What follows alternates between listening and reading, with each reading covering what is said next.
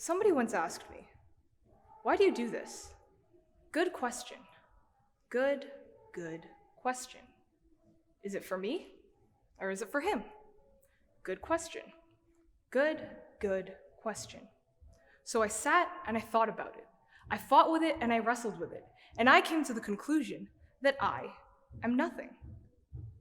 I sat humbled at the fact that I am nothing.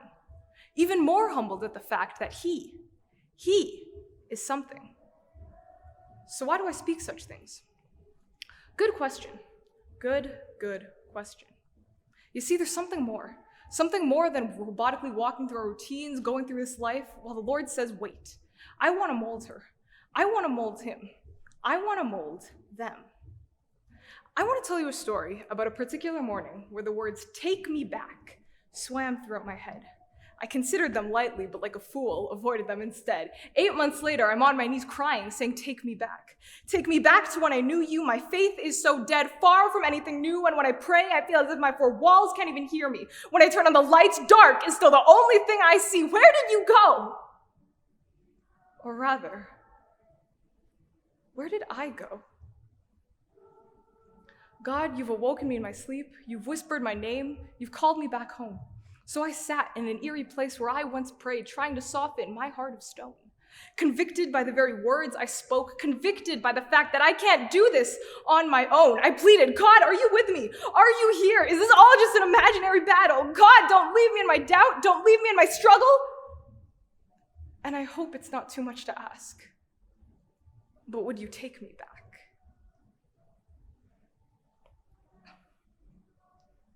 Child, my child, can't you see I've never left you?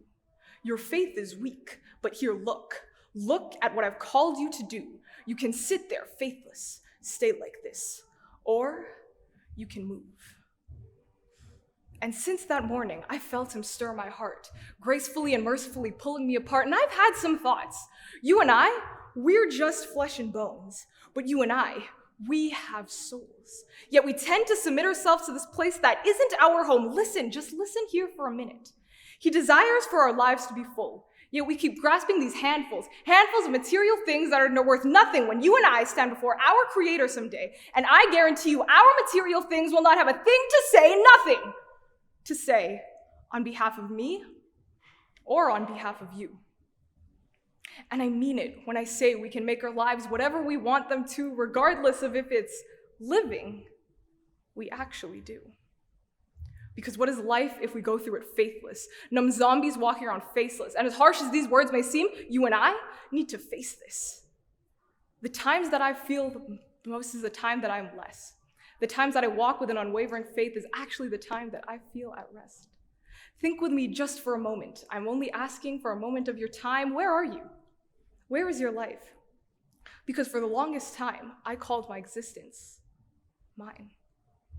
Are you clinging, grasping, worshiping, and praising things that one day won't even be?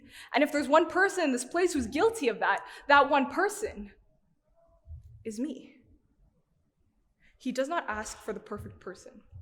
He calls us to walk faithfully, but we always have some excuse, some means of diversion. Have you ever just felt weak? Feels as if you can't travel any further from yourself. What do we say? What do we do? We need to focus on him daily, follow him faithfully. And as boring as some people claim the word to be, we need to read it religiously. Why do I have to do this? Good question. Good question. Because I'm a wicked human being.